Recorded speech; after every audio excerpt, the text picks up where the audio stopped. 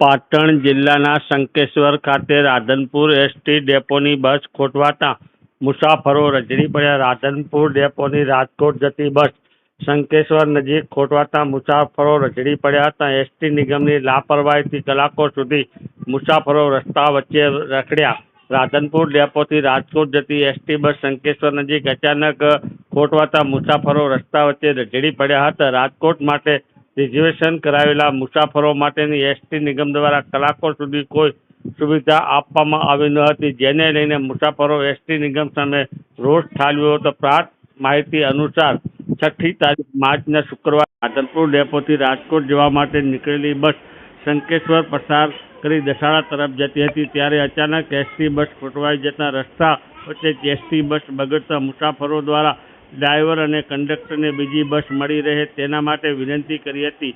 ST બસમાં મુસાફરી કરતા મુસાફરો દ્વારા જણાવવામાં આવ્યું હતું કે રાજકોટ ડાયરેક્ટ જવા માટે બસની અમે રિઝર્વેશન કરાવ્યું હતું, પરંતુ બસની અંદર બેઠા બાદ બસ ખોટવાતા અમે રઝળી પડ્યા હતા. હારીજ ડેપોનો સંપર્ક કરતા વિરમગામ ડેપોનો સંપર્ક પણ કરવામાં આવ્યો હતો, પરંતુ પેસેન્જરો રઝળી પડ્યા હતા અને પેસેન્જરો મુશ્કેલીમાં મુકાયા હતા.